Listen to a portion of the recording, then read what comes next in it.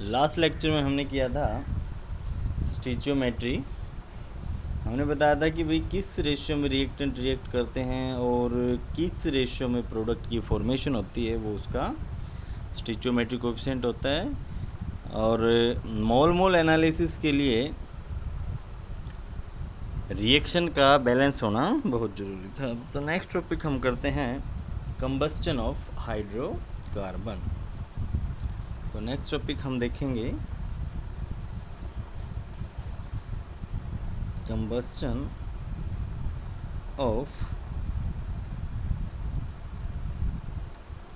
Hydrocarbon.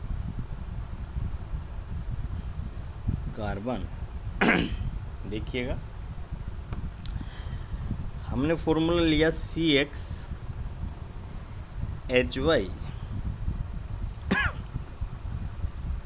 Combustion का मतलब होता है कि एयर के साथ रिएक्शन, मीन्स कंबस्टन मीन्स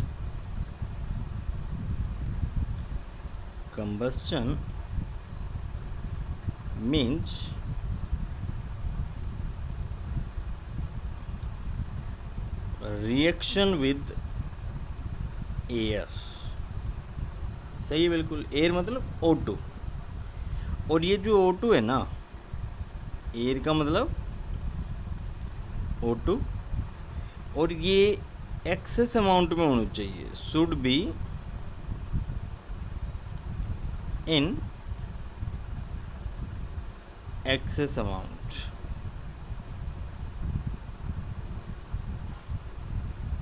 ठीक है।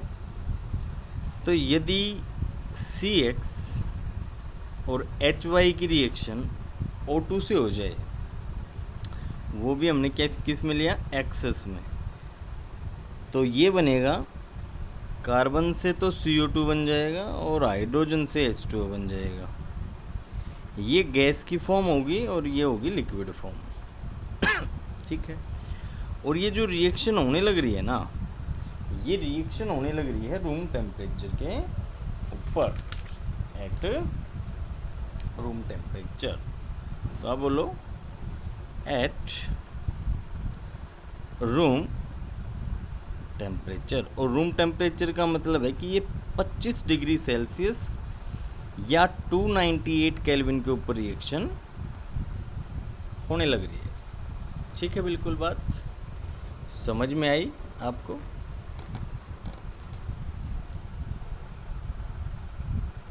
ठीक है। तो भाई इसको बैलेंस करके देखते हैं। हमने लिखा CxHy प्लस O2। हमने कहा कि भाई हमने NO2 ले लिए, अभी हमें नहीं पता कितने लिए, हमने NO2 ले ली, और NO2 से CO2 बना प्लस H2O बना। ये भी सही है, बिल्कुल। पहले हम कार्बन एटम को बैलेंस करते हैं और फिर हाइड्रोजन एटम को बैलेंस करेंगे, फिर ऑक्सीजन को बैलेंस कर देंगे। ठीक है। बैलेंस करने का तरीका देखिए क्या है। यहाँ पर कार्बन X हैं, तो मैं एक बार तो सिंपली इसके आगे X लिख देता हूँ कि भाई हमने कार्बन को X कर दिया। ठीक है। हाइड्रोजन Y हैं, तो मैं यहाँ पर Y/2 कर सकता हूँ। इसका मतलब यहाँ पर भी हाइड्रोजन एक हो गया और यहाँ पर भी एक हो गया। ठीक है, बिल्कुल। समझ में आई ये बात? तो ठीक है। अब हमें निकालना क्या है, हमें अब N की वैल्यू निकालनी है। ठीक है। देखो कितने N है, 2 × N, 2, 2 तो ऑक्सीजन है, यहाँ पर है ना 2 ऑक्सीजन, और इसका स्टिचियोमेट्री कोएफिशिएंट है N, तो मैं इसको लिखूँगा 2N, जो किसके बराबर है यहाँ से देखें, X की गुणा ऑक्सीजन से भी होगी यहाँ पे, क्योंकि यहाँ पर जितने ऑक्सीजन होंगे वो इन ऑक्सीजन्स के बराबर ही होंगे। यही तो हम करने जा रहे हैं ना। 2N 2X प्लस Y/2, क्योंकि यहाँ ऑक्सीजन एक है और इस एक की गुणा Y/2 से हो गई। ठीक है। यहाँ से n निकालने क्या आ जाएगा, 2 को इधर लेके आए, ये आ जाएगा 2x/2 प्लस y/4। आंसर आया x प्लस y/4। तो स्टिचोमेट्रिक कोएफिशिएंट क्या हो जाएगा इसके लिए एक रेशियो, n की वैल्यू अभी आई हमारी x plus y/4 ratio x ratio y/2। तो हम क्या कहेंगे, reaction is balanced.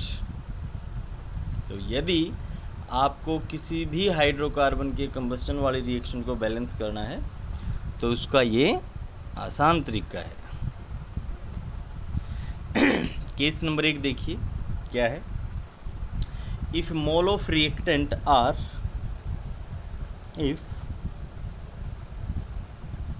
mole of reactant are taken in the same ratio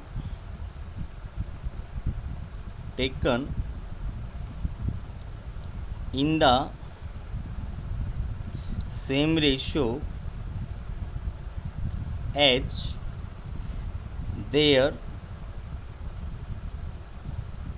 stoichiometry ratio, all reactant may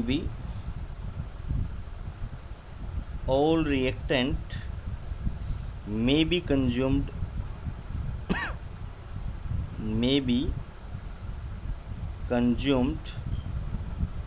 completely।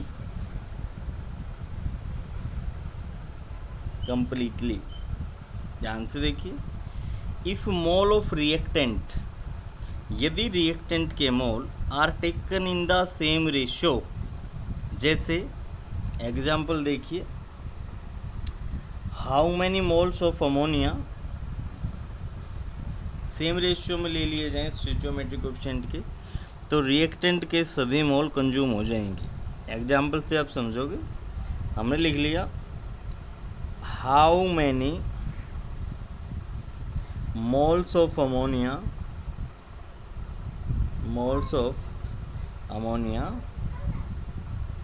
are formed by reaction of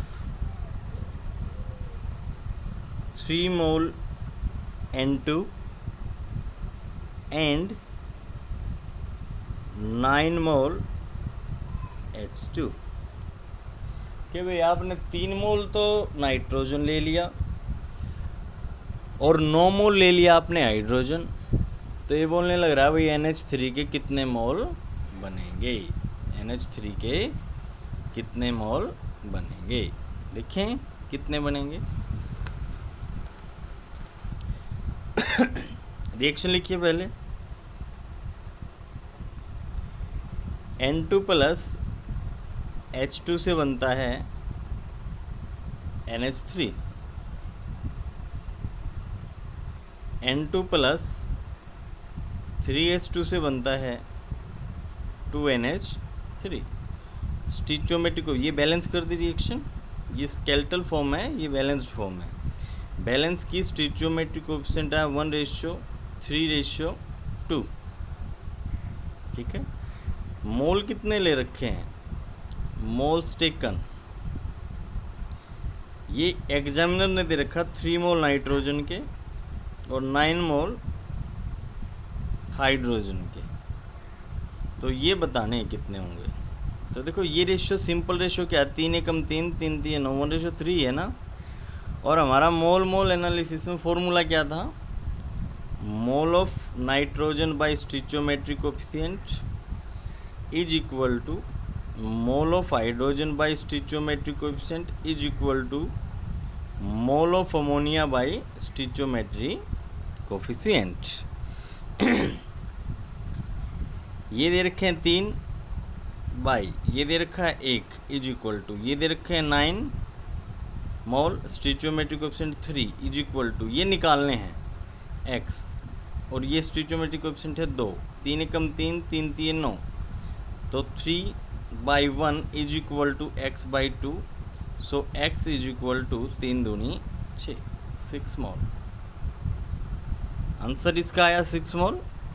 और ये completely consume हो चुके हैं nitrogen hydrogen से, क्योंकि यदि नाइट्रोजन का 1 मोल लिया जाए और हाइड्रोजन के 3 मोल लिए जाएं तो अमोनिया के 2 मोल फॉर्म्ड हो जाएंगे। उसी तरह से यदि नाइट्रोजन के 3 मोल लिए जाएं और हाइड्रोजन के 9 मोल लिए जाएं तो अमोनिया के एक तो 6 मोल बनेंगे और ये कम्प्लीटली कंज्यूम हो जाएंगे। ठीक है, नेक्स्ट एक और एग्जाम्पल देख लेते हैं। Calculate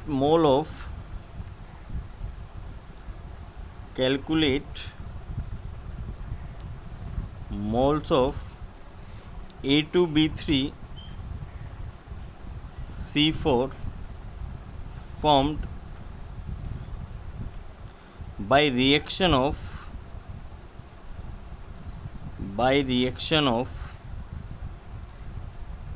0.6 mole A, 0.9 mole B and 1.2 mole C। इसके मोल बताने ये कितने फॉर्म हुए। इसका मतलब ये हुआ, सॉल्यूशन देखें, A plus B plus C से हमें मिला A2B3C4। स्केलेटल इक्वेशन है, बैलेंस करें, इसको लिखें 2A plus 3B plus 4C से बनता है A2B3C4। स्टिचोमेट्रिक कोएफिशिएंट क्या है इसका? 2:3:4:1। और मोल कितने दे रखे हैं? 0.6:0.9:1.2 ये निकालना है। अगर मैं इनको काटूँ तो 3 दूनी 6, 3 3 9, 3 चौके 12। ये रेशियो और ऊपर वाला रेशियो सेम आया ना, तो इसका मतलब ये हुआ कि यदि ये 2 से 1 मोल फॉर्म होने लग रहा है तो ये 0.6 से कितना होगा देखते हैं। हम इसको लिखते हैं mole of A by stoichiometric coefficient is equal to mole of B by stoichiometric coefficient is equal to mole of C by stoichiometric coefficient is equal to mole of A2B3C4 by stoichiometry coefficient. Value put कर दीजिए, इन दोनों को एक दूसरे के साथ compare कर दीजिए। मोल ऑफ सी कितना दे रखा है? 1.2/4 is equal to mole of A2B3C4 4 3 12 0.3। तो मोल ऑफ A2B3C4 हमारा आ जाएगा 0.3। इसको इसके साथ भी कंपेयर कर सकते हो, इसको इसके साथ भी कंपेयर कर सकते हो, इसको इसके साथ भी कंपेयर कर सकते हो। ठीक है, इसके साथ कंपेयर करके देखें। Mole of A 0.6/2 is equal to mole of A2B3C4/1 2 3 6 0.3। यहाँ से भी आंसर वही आया हमारा। इसके साथ भी कंपेयर कर सकते हैं 0.9/3 0.3। तो आप कंपेयर किसी के साथ भी कर सकते हो क्योंकि बीच में साइन इज इक्वल टू का दे रखा है। समझ में आ गई बात? Very good. एग्जाम्पल देखते हैं एक और। आपने 245 ग्राम KClO3 ले लिया, इज हीटेड। पोटाशियम जिसमें आपको दे रखा 39 ग्राम, क्लोरीन दे रखा है 35.5 ग्राम और ऑक्सीजन दे रखा है 16 ग्राम।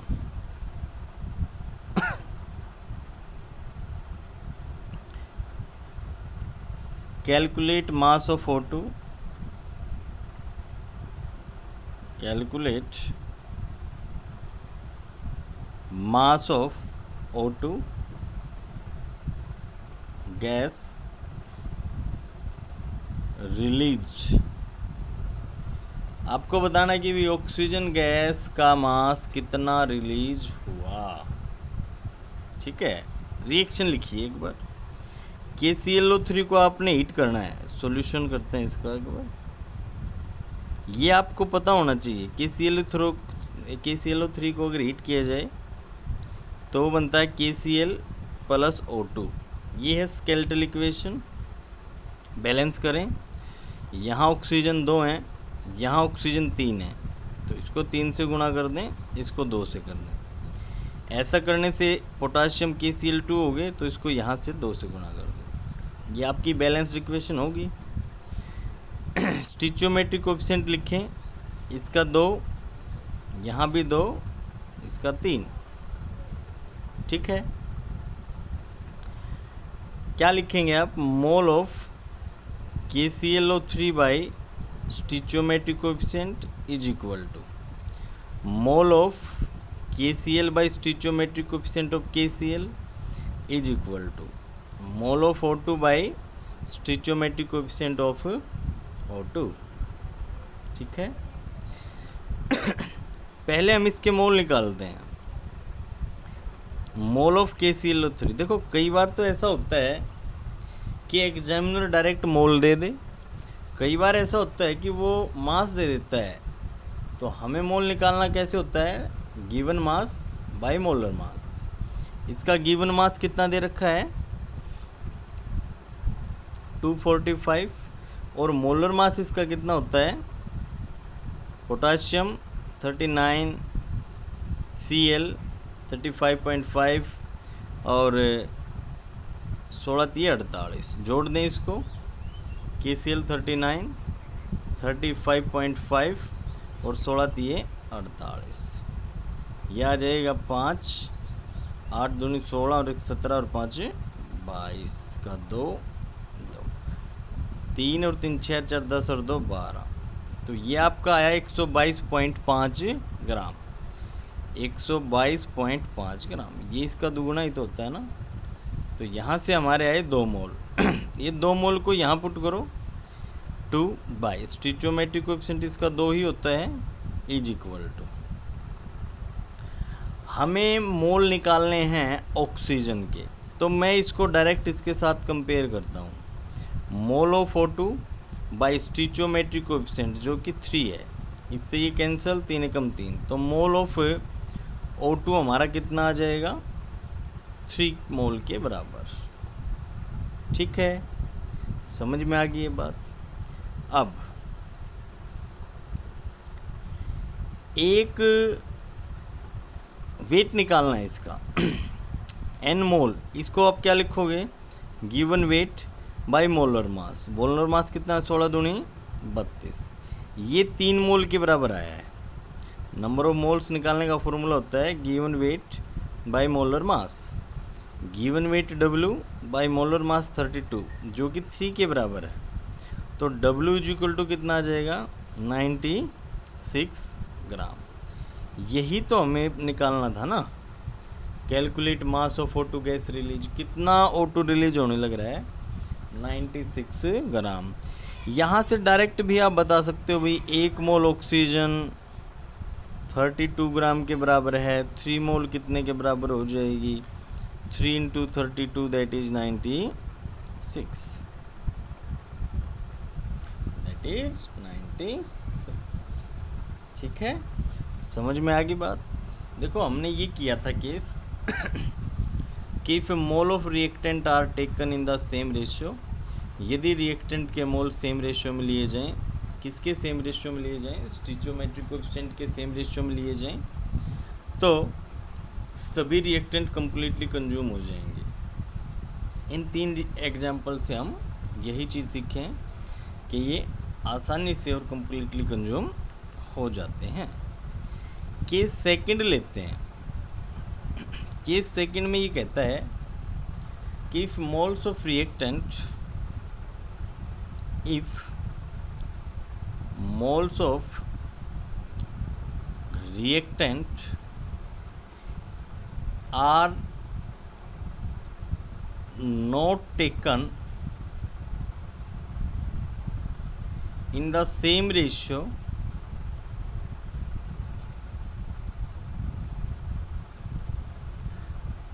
as their stoichiometric coefficient ratio, as their stoichiometric coefficient ratio, then at least one reactant, then at least one reactant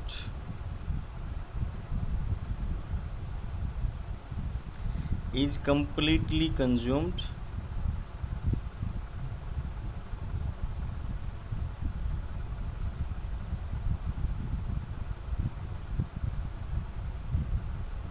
that is called as limiting reagent. Limiting reagent. And reagents which are left over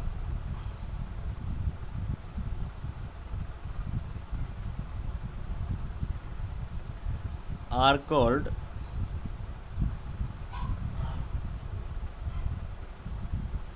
excess reagent. से कहा कि यदि reactant के mole same ratio में ना हो, स्टिचोमेट्रिक coefficient के ratio के सेम रेशियो में ना हो, तो कम से कम एक रिएक्टेंट ऐसा होगा जो कम्प्लीटली कंज्यूम होगा और एक रिएक्टेंट ऐसा होगा जो बचेगा। जो कम्प्लीटली कंज्यूम होगा उसको तो बोलेंगे लिमिटिंग रिएजेंट और जो बचेगा उसको बोलेंगे एक्सेस रिएजेंट। जो एक्सेस मात्रा में लिया गया होगा वही तो बचेगा ना, उसी को हम बोलेंगे एक्सेस रिएजेंट। ठीक है,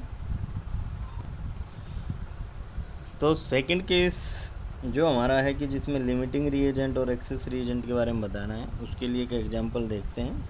एग्जांपल से आप समझ जाएंगे। a प्लस 2b से c बनता है।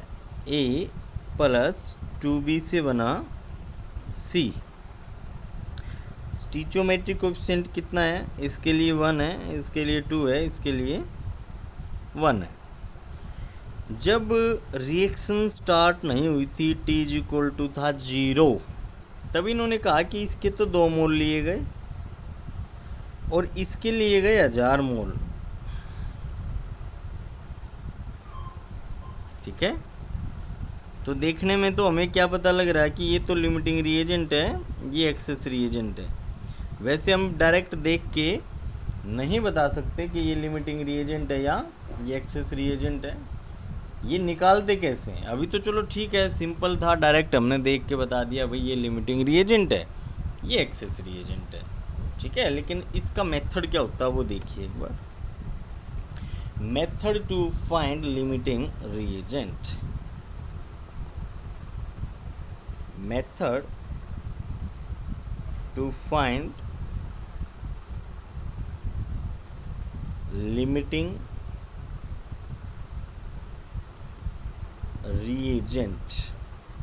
Method to find limiting reagent. इसमें पहला है divide number of moles of each reactant. Divide number of moles of each reactant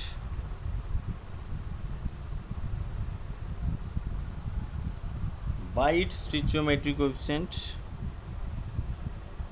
by its stoichiometric coefficient, and this ratio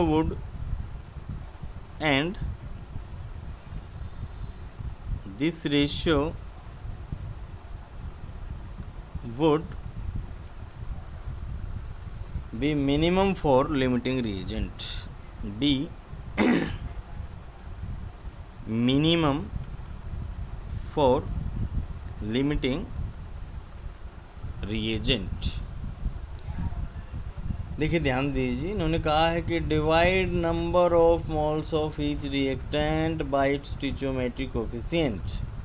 अभी तक हम जो करते आ रहे हैं कि रिएक्टेंट के सभी मोल्स को उसके स्टोइकियोमेट्रिक कोएफिशिएंट से भाग दे दीजिए और this ratio would be minimum for limiting reagent. जिनका भी रिजल्ट मिनिमम आए, जैसे देखो ऊपर वाले केस की हम बात करते हैं हम लिखे mole of A by stoichiometric coefficient is equal to mole of B by stoichiometric coefficient. केवल रिएक्टेंट का ही लेने हैं क्योंकि रिएक्टेंट से ही हमें लिमिटिंग रिएजेंट का पता चलेगा। मोल ऑफ ए है 2, स्टोइकियोमेट्रिक कोएफिशिएंट है 1 is equal to mole of B हैं, इन्होंने दे रखे हैं 1000 और स्टोइकियोमेट्रिक कोएफिशिएंट है 2। 2 से इसको काटा ये आ गया 500, इसको काटा तो ये आ गया 2। ये रिजल्ट मिनिमम है, ये रिजल्ट मिनिमम है, ये मिनिमम है ना, तो इसलिए हमने इसके नीचे लिमिटिंग रिएजेंट लिख रखा है। लेकिन डायरेक्ट देख के नहीं लिखना है, पहले आपको ऐसे ही निकालना है, उसके बाद ही आप इसको लिखेंगे, ठीक है। तो आपको मेथड निकालना आ गया लिमिटिंग रिएजेंट का।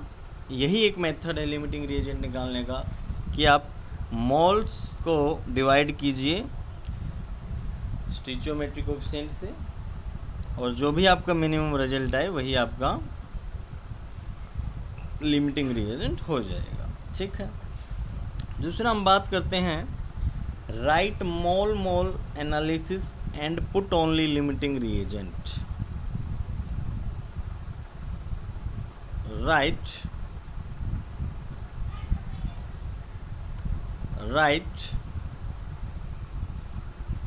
मोल मोल analysis and put only limiting reagent into relation। देखिए ध्यान दीजिए, अभी आपने क्या लिया, एक एग्जाम्पल लिया a प्लस 2b से c बना, स्टोइकियोमेट्रिक कोएफिशिएंट है इसके लिए 1 2 1। अभी तक तो यही है ना। ये कहता है भाई जब t इज इक्वल टू 0 था तो इसके 5 मोल लिए गए, इसके 20 मोल लिए गए उस टाइम तो ये 0 था, ठीक है। 5/1 20/2 10, इससे घटा 5। लिमिटिंग रिएजेंट हुआ ये, एक्सेस रिएजेंट हुआ ये, ठीक है। देखें ध्यान दें, स्टोइकियोमेट्रिक कोएफिशिएंट का मतलब ये है कि जब ए के 1 मोल कंज्यूम होंगे तो बी के आपको 2 मोल लेने पड़ेंगे, तब जाके सी के 1 मोल बनेंगे। अब आपके ए के पास 5 मोल हैं तो बी के लिए आपको कितने यूज करने पड़ेंगे, 10 मोल। यदि ए के आपके पास 1 मोल है, 1 मोल रिएक्ट करता है 2 मोल के साथ, तो 5 मोल रिएक्ट करेगा, 2 गुणा 5 बराबर है 10 मोल के साथ। लेकिन बी के पास 20 मोल प्रेजेंट हैं, 10 मोल तो कंज्यूम हो गए, बचे कितने, मोल ऑफ बी रिमेनिंग, बचे कितने थे, कितने टोटल 20, यूज कितने हुए 10, बचे कितने 10। ये है कंज्यूम्ड, ये है टोटल और ये है रिमेनिंग। समझ में आई बात, क्लियर हुई। आज आप यहीं तक देखें, यहीं तक इस टॉपिक को समझें। नेक्स्ट टॉपिक नेक्स्ट डे करवाया जाएगा। सभी बच्चे लाइक शेयर एंड सब्सक्राइब ज़रूर करें, जो यहाँ तक वीडियो देख ले वो तो ज़रूर ही करें। Thank you.